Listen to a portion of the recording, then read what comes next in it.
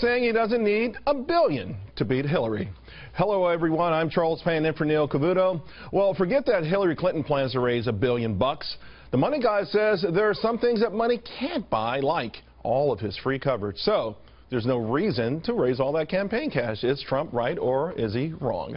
To Charlie Gasparino, Kennedy, Adam Lashinsky, and Gary Kaltbaum, Ben Stein, well, he's off this week, and Dagan McDowell doing another great job sub-hosting Bulls and Bears. All right, Kennedy, can Donald win without the dollars? Absolutely, Charles. He can. He doesn't need quite $1 billion.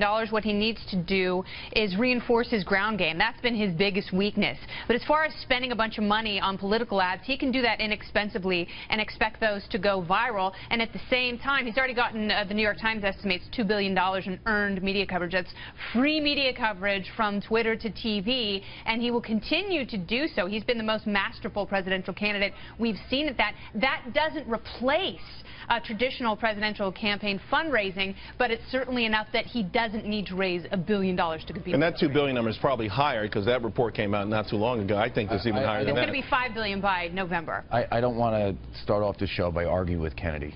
Actually, I kind of do, but no. Well, you guys are both wearing pink, so it started off the right way. But I'm just going to point out she kind of contradicted herself. You cannot have a ground game without spending money. That's what I'm saying, but he doesn't need the money. He should focus the money he needs on the ground game and not on political ads. I understand. I didn't say he didn't need money, Charlie. I said he doesn't need as much money as Hillary Clinton. Use your listening ears, Charlie Gasparino. Probably needs a lot of money to What is a lot? He's saying $1 billion is too much. I think he needs $500 million, but which is half of what Hillary Clinton says she's going to raise. Which is still like it's still very difficult for him to do. It's going to be very difficult for him to run that. And yes, Donald is masterful at using free media. But remember, when you're in a presidential contest, it's not like it's spread among 17 like losers, right? Sure. As he would. Hillary will get her fair share, if you will. No stuff too. Yeah. Charles, Gary? no longer is Donald Trump running against Republicans. He's running against the media darling Hillary Clinton. The media is going to go after him left and right. They're going to start blaming him for the Chicago fire and the San Francisco earthquake. He's going to have to spend $1 billion if she spends $1 billion. All you got to do is go back to 2008. John McCain made the mistake of not spending nearly as much as Barack Obama. Barack Obama spent $11 per vote, McCain $6 per vote, and guess what happened? He lost by a big margin. You have to spend and you have to go after it in a big way. He's kind of like John McCain is not quite Donald. No, he's not quite Donald. I mean, he's there's certain differences there, no doubt. But Adam, here's the thing. Coming into this election cycle, the experts actually said both candidates might need as much as $1.5 billion. So I think it might be better for Donald Trump to overshoot than to sort of mitigate how much he'll need in this thing. Well, the reason we're having this conversation is that the experts have been wrong about so much for so long in this election cycle. That said, I think, number one, he will need as much money as possible. I agree with you, Charles, and I agree with Kennedy. He's going to need more than he says he needs. Number two, what we haven't said yet is, his famous free media exposure, it's not going to be as good as it's been for the past 6 months. Exactly. Gary's right about that. So you admit that the mainstream media set him up. That's why he's going to have to pay money for the stuff he wants. One sec, Adam. So you're admitting to a point with what Gary said, that the mainstream media, a lot of people said they gave him this free media in part to set him up, and now they're going to hit him with the hammer. Yeah. Yeah, I'm saying it differently. He has been largely given a free ride because he's such good copy.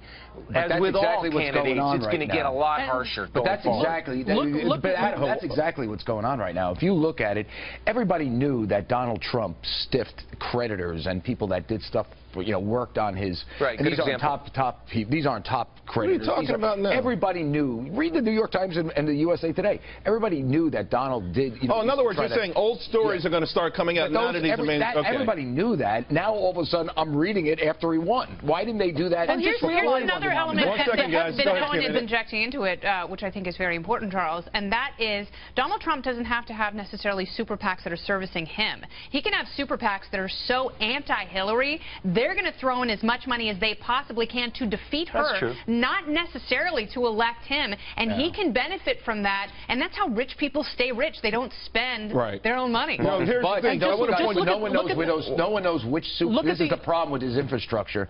No one knows which super PACs to give to. I mean, one second, guys. I do want to bring this up. Leave that to the RNC. I want to bring this up to the audience, please. So far, Hillary's raised about $300 million, and Donald Trump has raised only $62 million. He's not. Obviously, he's way behind Gary. How does he step this up? Because at Charlie Gassaruno's point, a lot of billionaires have been frustrated. They've got the check written and they don't know where to send it. Now there's even talk of trying to maybe persuade smaller donors. Well, he's going to need the big boys, too, and there's no coincidence. They had a big meeting with some big donors, I think 60 to 80 of them over the last couple of days, and that's going to continue. But bottom line, you said the numbers right there, Charles.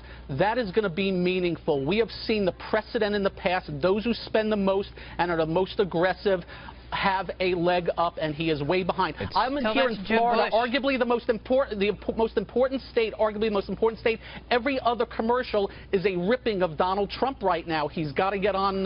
But the negative ads, you know, Kennedy just brought this up. The negative ads didn't hurt him in the primary, and I get it, guys, because even Mark Cuban tweeted this week that Donald Trump has to raise the money, that he needs the big-time money. There's the tweet right there. I want you guys to take a look at this, and I'll come back to you, Kennedy.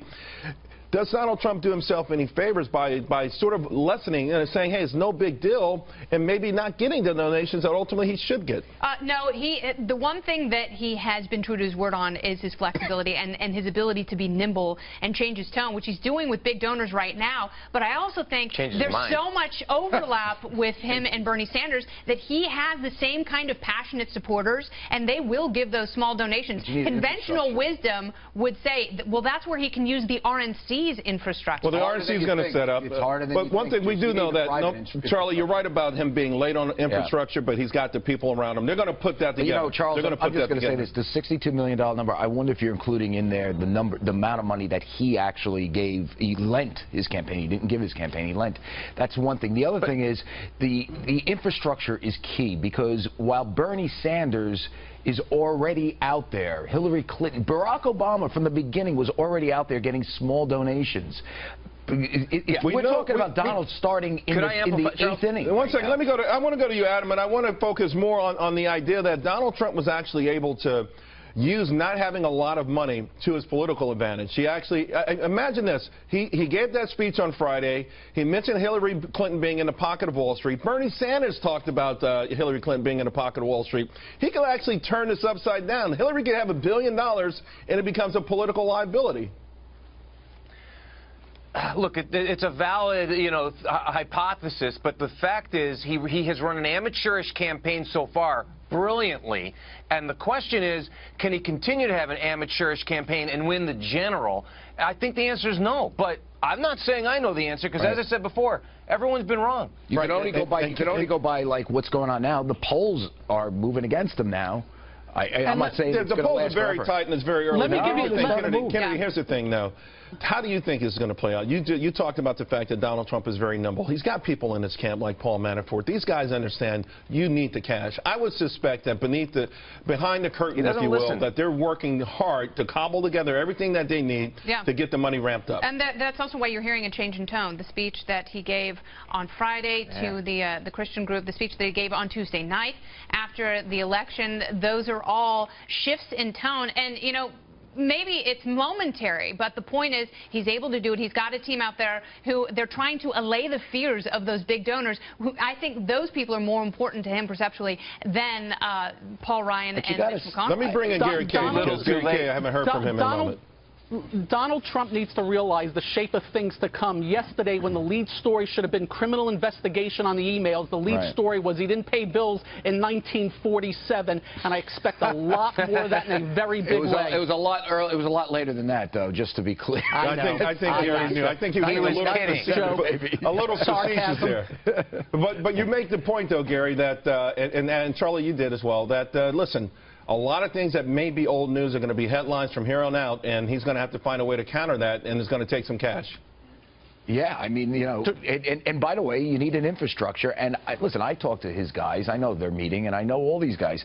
You know, get them when don't have the microphone in their face. They're telling me it's a huge uphill battle to be starting in. It's not quite the 8th inning. I said the 8th inning. I think like the 6.5 inning. I mean, okay, guys, let's leave it there.